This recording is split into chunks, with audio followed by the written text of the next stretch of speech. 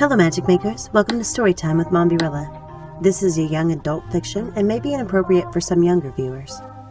Evil Thing. A Tale of That DeVille Woman by Serena Valentino. Copyright Disney Enterprises Incorporated, 2020. Chapter 4. Part 2. Though you wouldn't have known it by looking at her, Anita was really out of place in Miss Upturn's Academy for Young Ladies. She flourished in her academic pursuits, but found all of my favorite subjects foolish. She had no use whatsoever for the more frivolous subjects, as she called them, but my goodness, Anita was such a smart little thing. Quiet, but not mousy. Smart, but not condescending. She was sweet, observant, studious, and always conducted herself like a proper lady. And without me there to protect her, those girls would have eaten her alive.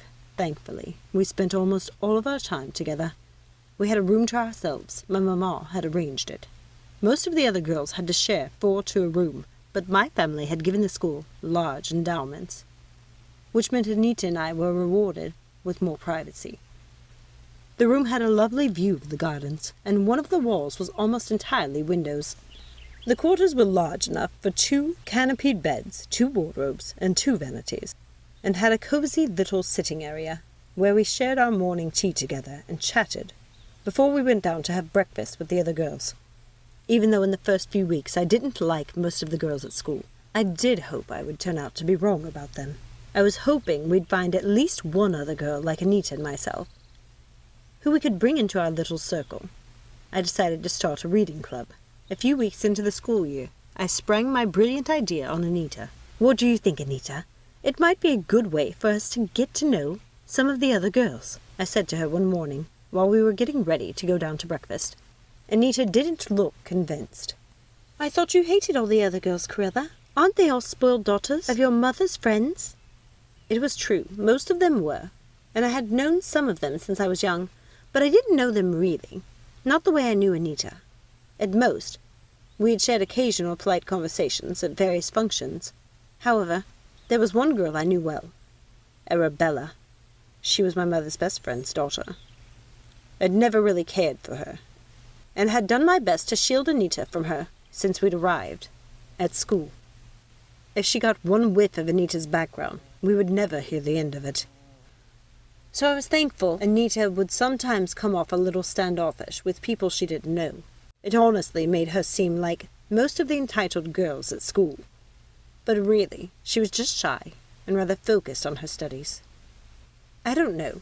Maybe we'll find someone who loves the same books as us," I said. "I'll make a poster for our club and put it up in the bulletin board." Anita sighed. "Oh, okay, I suppose.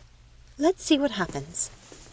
We went down to breakfast together and found our little corner of the room, where we, away from Arabella and her hearty friends. I was working on my posting for the bulletin board, and Anita was reading a book we had been assigned when a snotty voice said, "Good morning, Cruella. And who is this? I haven't met your friend." I looked up, and my stomach knotted when I saw that it was Arabella. "Good morning, Arabella. This is my friend Anita." Anita looked up from her book. Arabella still wore her hair in ringlets, like she was a little girl, long blonde ringlets that fell softly around her pale face. She looked like a precious doll, with her perfect porcelain skin, and her shining blue eyes that looked as if they might have been made of glass. But really, she was a monstrous girl, in the guise of an angel. Arabella was the youngest of one of my mother's dearest friends. We had been thrust together since childhood, and I wasn't happy when I found myself forced into her company once I got to school. My mother had given up years before in trying to make us the best of friends, as she and her dear friend, Lady Splatton, so desperately wanted. It was clear from early childhood that Arabella and I had nothing in common, much like me and the rest of my mother's friends' children, and Arabella really was the worst kind of girl. "Oh, yes, I remember Anita. From back home, your little pet," she smirked. "What are you working on there, Cruella?" she asked, looking at the posting I was drafting. "I'm creating a reading club," I said. Arabella laughed under her breath. "Still reading those silly fairy tales you always talk about when we were young? What was that princess's name again? Something stupid. Oh yes, tulip. Have you ever heard of a Princess Tulip?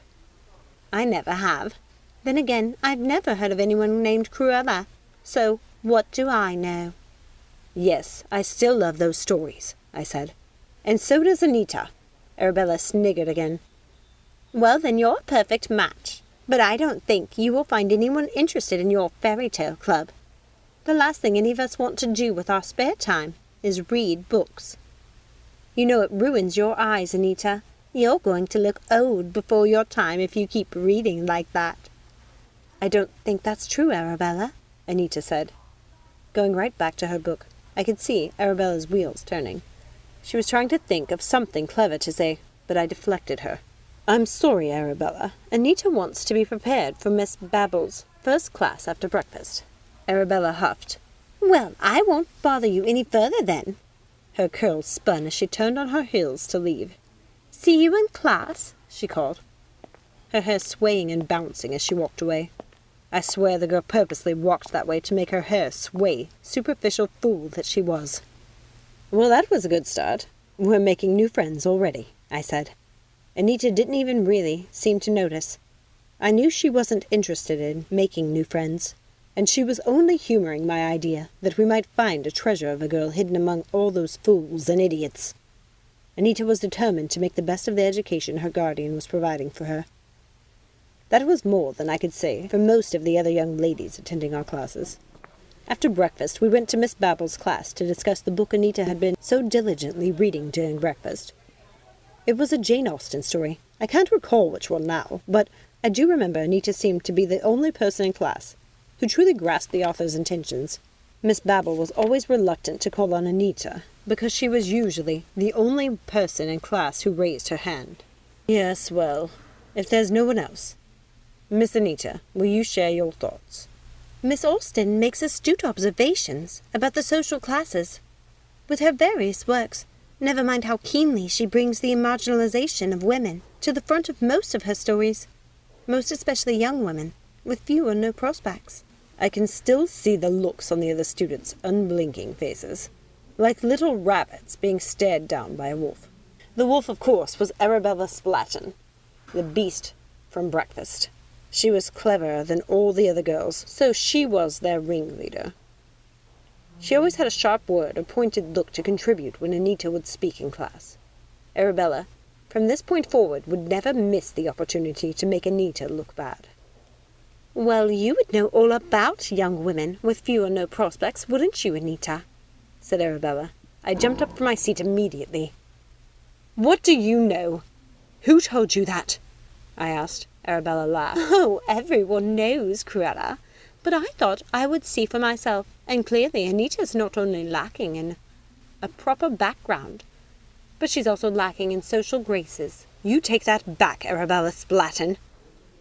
Take that back, right now, or I will show you the meaning of your name. Arabella smirked at me like I had just given her a gift, and I suppose I had. Miss Babble, did you hear what Cruella just said? She threatened me. What do you intend to do about it? Yes, Miss Babble, what do you intend to do about it? I said mockingly. I intend to send you to the headmistress, Miss Cruella. Leave at once. I was shocked. You can't be serious. But Miss Babble wasn't budging. Oh, I assure you, I'm entirely serious. A lady doesn't threaten other students. Her cheeks and neck had turned red from being flustered. I intend to send you to the headmistress, Miss Cruella. Leave at once. I was shocked. You can't be serious. But Miss Babble wasn't budging. Oh, I assure you, I am entirely serious. A lady doesn't threaten other students. Her cheeks and neck had turned red from being flustered.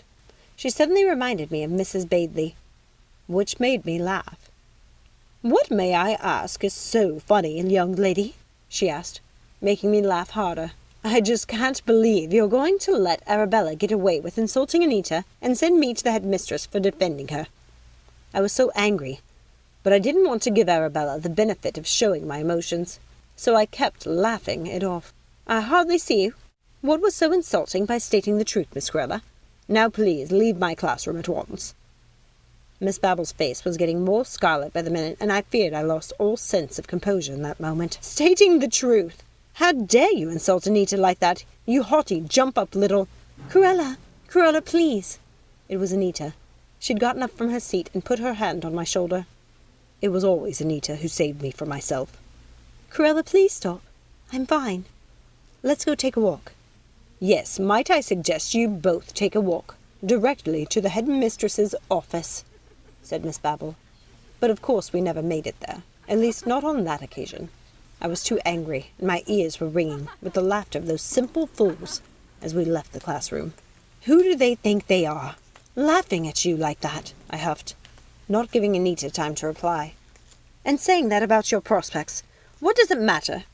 If it's true, she had no right to expose you in class like that." "I'm not ashamed of my background, Cruella. But maybe you are. Are you sure you're not upset because I'm an embarrassment to you?" I stopped dead in my tracks, looked her straight in the eye, and grabbed her hands in mine. "No, don't be an idiot, Anita. Of course not. You're my friend. If anyone is an embarrassment, it's that twit Arabella. You can see why we never became friends." Anita laughed. "Oh, I remember her," she said. "She was always horrible, even as a little girl. I wonder if she isn't hurt that you're no longer friends." "I bet she's jealous of you," I said. "Why else would she make such a point of trying to make you look bad?" Anita's smile faded. "Because that's how everyone in this school feels. Even the teachers. I see it on all their faces. Even the nice teachers. The ones who aren't looking down their noses at me are giving me sad looks. They know I'm only here because of you." It quickly became clear that word of Anita's lack of background had been circulating, and even though she was kind to everyone, it wasn't long before she was snubbed by most of the other girls, and even some of the instructors, and I didn't make any friends defending her. It was safe to say we were the least popular girls at school. Not that I minded, really.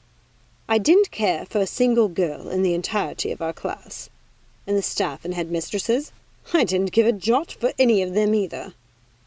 I mean, what were the headmistress and the teachers if they weren't glorified servants? Or they might have come from respectable enough families, or the same circumstances as Anita, making them in-betweens, but really, who were they to cast judgment on Anita? Thank you so much for listening. I hope you enjoyed this reading. If you haven't had a chance to, please take a second, like, subscribe, ring that notification bell, comment down below, share with a friend, and check out some of the other Villain series chapters and books as well. Join us next time, and remember, let it go and keep moving forward. Have a magical day. Bye.